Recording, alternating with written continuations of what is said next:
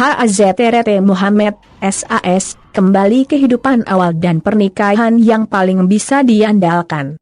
Dia adalah benar, kebenaran dari kebenaran, yang tertinggi dari manusia dalam hal roh, pikiran yang baik dan moralitas, bahkan di usia muda, ketika tidak ada perintah Tuhan yang diberikan.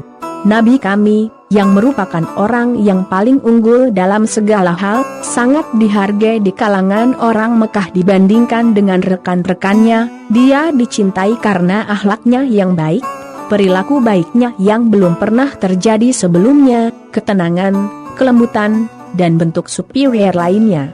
Orang-orang mengaguminya karena kualitas-kualitas ini. Orang-orang Mekah memberinya julukan Al-Amin, artinya, dia selalu dapat diandalkan, karena tingkat kejujuran dan keterandalan yang mereka lihat sangat menakjubkan. Dengan demikian, dia menjadi terkenal dengan nama ini di masa mudanya. Selama masa muda Nabi kita, orang Arab hidup dalam periode ketidaktahuan yang intens. Penyembahan berhala, alkohol, perjudian, perzinahan, minat, dan banyak perbuatan buruk lainnya menjadi hal biasa di antara mereka. Nabi kita tercinta membenci keadaan buruk mereka dan menjauhi semua perbuatan buruk mereka. Semua orang Mekah mengetahui keadaannya ini dan tercengang. Dia tidak akan pernah mendekati mereka karena dia sangat membenci idola. Dia tidak pernah makan daging korban yang dibantai untuk berhala. Di masa kecil dan masa mudanya, dia biasa menggembalakan dombanya sendiri di dalam dan sekitar Gunung Jiyad dan mencari nafkah seperti ini. Dengan cara ini, dia akan menjauh dari banyak masyarakat yang korup. Suatu ketika, para sahabat, tidak ada nabi yang tidak memelihara domba, katanya, "Ya Rasulullah." Kamu juga? Ketika mereka berkata, "Ya, saya melakukannya juga," katanya. Pada saat Nabi kita tercinta berusia sekitar 20 tahun, ketertiban di Mekah benar-benar terganggu. Penganiayaan telah meluas, tidak ada keamanan harta benda, kehidupan dan kehormatan. Penduduk asli Mekah tidak adil dan menganiaya orang asing yang datang untuk berdagang dan mengunjungi Ka'bah. Orang yang teraniaya tidak dapat menemukan tempat untuk mengajukan permohonan untuk mendapatkan hak mereka. Sementara itu, barang milik seorang saudagar Yaman yang datang ke Mekah untuk berdagang disita oleh seorang pria Mekah bernama As bin Wail. Atas kejadian ini, Yaman pergi ke Gunung Abu Qubais dan berteriak dan meminta bantuan suku. Putra Haim dan Zuhri serta para tokoh dari suku lainnya berkumpul di rumah Abdullah bin Chudan setelah peristiwa tersebut, yang menyatakan bahwa penganiayaan telah mencapai tingkat tertinggi. Mereka memutuskan untuk mencegah kekejaman dan ketidakadilan terhadap orang lokal atau asing, untuk mencegah penganiayaan dan untuk mengambil hak-hak mereka yang menderita ketidakadilan. Untuk tujuan ini, mereka membentuk masyarakat keadilan. Masyarakat ini, di mana Nabi kita tercinta bergabung di usia muda, disebut HLF Fudul. Sebelumnya, perkumpulan semacam itu didirikan oleh dua orang bernama Fadil dan satu orang bernama Fudail. Nama ini diberikan kepada masyarakat yang mereka dirikan sebelumnya. Masyarakat ini mencegah penganiayaan dan menegakkan kembali ketertiban yang dilanggar di Mekah. Pengaruhnya berlanjut untuk waktu yang lama. Setelah Rasulullah diberitahu tentang kenabiannya, dia mengatakan kepada ashab kira untuk saya membuat perjanjian di rumah Abdullah bin Chudan. Kontrak itu lebih baik bagi saya daripada memiliki unta, kekayaan, berambut merah. Sekarang, jika saya diundang ke majelis seperti itu, saya harus melakukannya. Karena Islam diturunkan untuk memenuhi hak dan menyelamatkan yang tertindas, dia memerintahkan. Mimpi Hazrati Khadijah ketika Nabi kita tercinta berusia sekitar 25 tahun, kesulitan keuangan meningkat di Mekah. Untuk alasan ini, orang-orang Makkah menyiapkan karavan dagang yang besar untuk pergi ke Damaskus. Hari-hari ini, Abu Talib menawarkan kepada Nabi kita, "Oh keponakanku tersayang, kemiskinan telah mencapai batasnya. Tahun-tahun terakhir kelaparan dan perjuangan ini tidak meninggalkan apapun di tangan kita, Di sini, karavan Quraisy sudah siap dan akan segera pindah ke Damaskus. Hadice Hatun juga akan mengirim barang dengan karavan. Pasti mencari orang yang bisa diandalkan untuk melakukan pekerjaan ini. Pastinya, dia membutuhkan orang yang aman, bersih dan setia seperti Anda. Apa yang kamu katakan? Jawaban Nabi kepadanya, lakukan sesukamu, paman. Terjadi. Hazreti Hadice, dia adalah seorang wanita yang memiliki reputasi besar di Arab dengan kecantikan, kekayaan, pikiran, kesucian, kehidupan dan kesusastraannya. Karena alasan ini, ada banyak orang dari mana-mana yang menuntut dan menuntutnya. Namun dia tidak pernah memberikan pujian kepada siapapun karena mimpinya yang dimilikinya. Dalam mimpinya, bulan turun dari langit dan masuk ke dadanya, dan cahaya bulan keluar dari tempat duduknya dan menerangi seluruh dunia. Di pagi hari, dia menceritakan mimpi ini kepada kerabatnya, Faraka bin Naufal. Dia berkata, Nabi dari lumbung telah menjadi ada. Dia menikahi Anda dan pada waktu Anda wahyu diturunkan kepadanya. Cahaya agama Anda memenuhi dunia.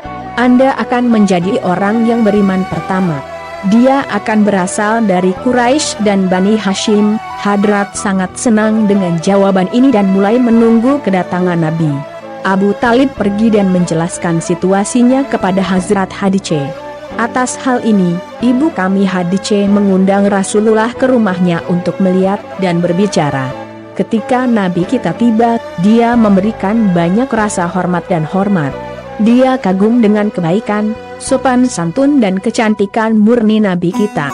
Rasulullah berkata kepada tuan kami, saya tahu bahwa Anda jujur, dapat diandalkan, aman dan baik hati. Saya akan membayar berkali-kali lipat dari apa yang saya tidak membayar siapapun untuk pekerjaan ini. Ibu kami telah mempelajari tanda-tanda nubuat dari Faraka bin Naufal, putra pamannya yang adalah seorang Kristen yang berpengetahuan luas. Selama kunjungan Nabi kita ini, dia mengidentifikasi kualitas kenabiannya pada dirinya. Kemudian dia melengkapi unta-untanya yang paling indah yang layak untuk para sultan. Dia memberitahu Meisre, letakkan dia di atas unta ini dengan sangat hormat, dan pegang kawat gigi Anda di tangan Anda dan kenali diri Anda sebagai hamba Anda yang mulia. Jangan melakukan apapun tanpa izinnya dan luangkan hidup Anda untuk melindungi dia dari bahaya. Jangan bersenang-senang di tempat Anda pergi dan datang dengan cepat. Janganlah kita merasa malu di hadapan anak-anak Hashim. Jika kamu melakukan apa yang aku katakan, aku akan membebaskanmu dan memberimu harta sebanyak yang kamu mau. Kafilah telah disiapkan dan orang-orang Mekah berkumpul dalam jumlah besar untuk mengucapkan selamat tinggal kepada kerabat mereka.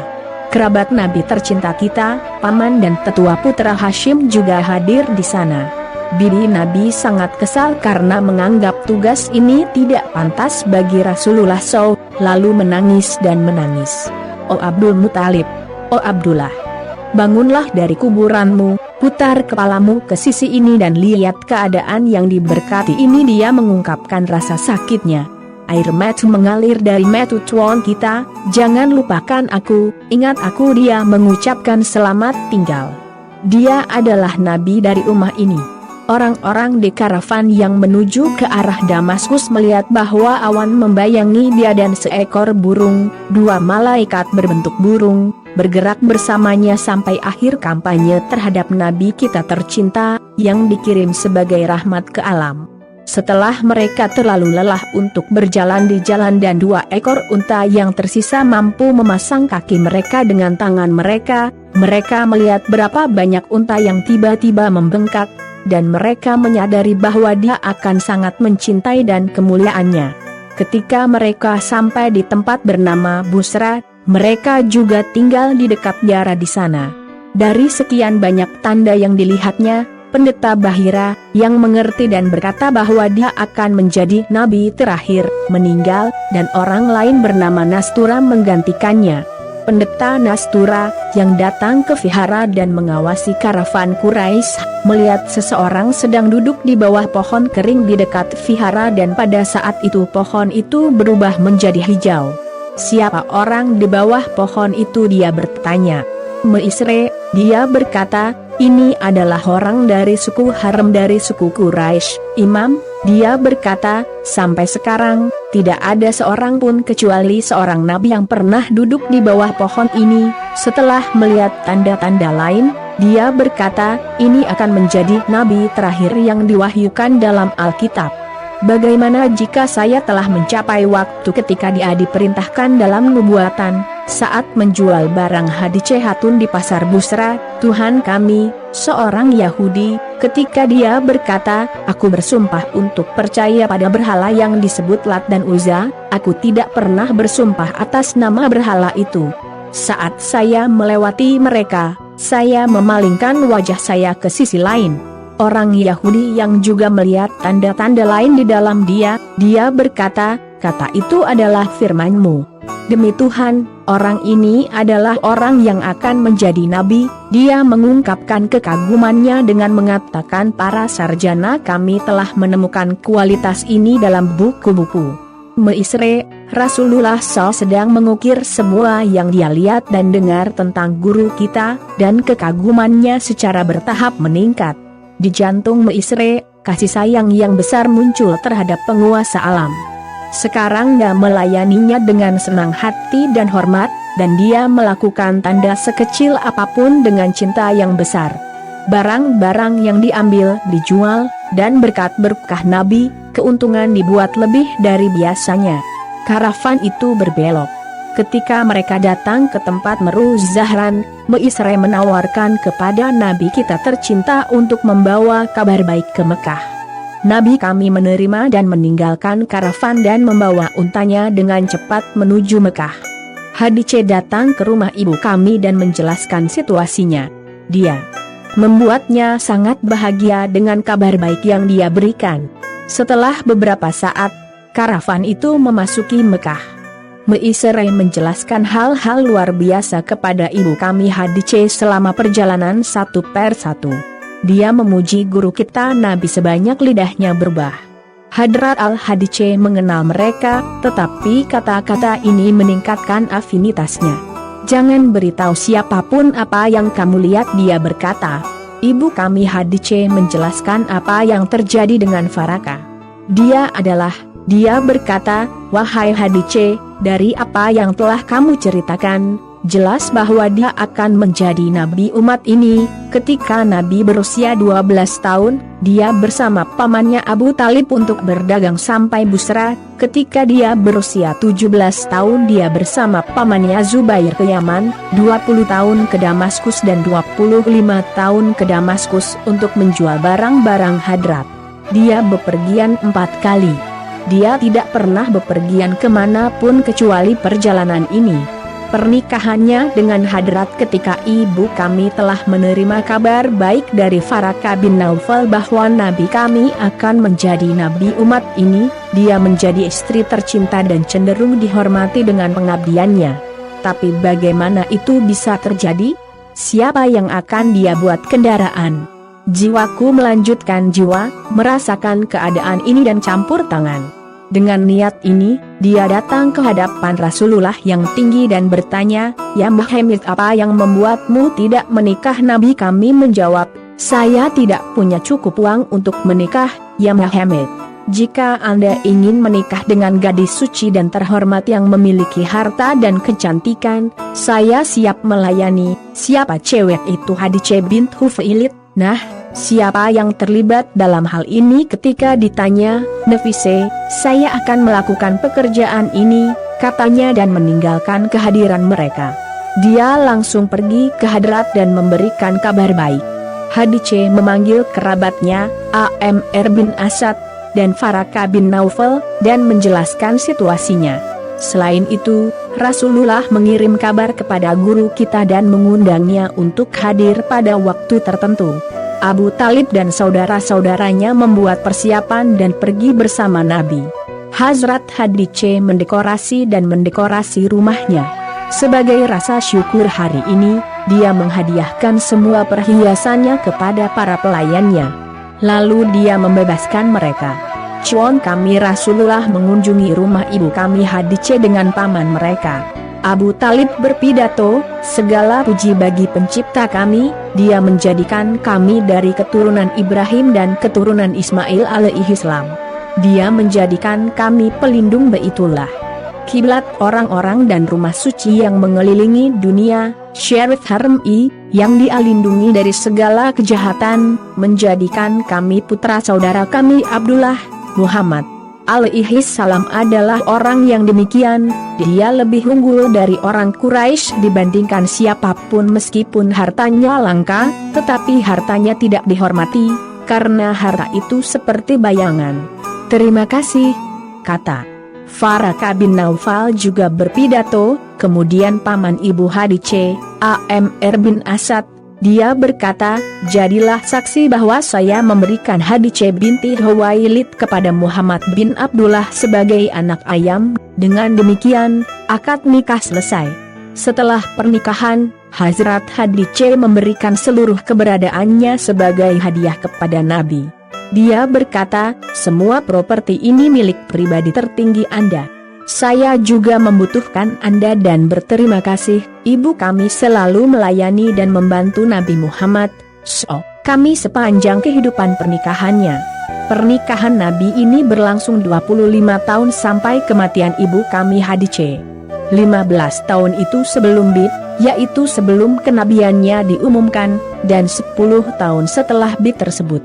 Nabi tidak pernah menikah dengan orang lain ketika istri pertamanya, Hazrati Hadice, masih hidup. Mereka memiliki 6 anak, 2 laki-laki dan 4 perempuan. Ini, Kasm adalah Zainab, Ruqayyah, Mugulsum, Fatimah dan Abdullah. Anak laki-laki meninggal pada usia yang sangat muda. Semua putrinya meninggal di hadapan Rasulullah, kecuali putri bungsunya Hazrati Fatimah. Ibu kami Fatimah meninggal 6 bulan setelah Nabi. Ia menikah dengan Hazrati Ali. Silsilah Nabi Muhammad, kita tercinta berlanjut dengan anak-anak Hazrat Fatimah.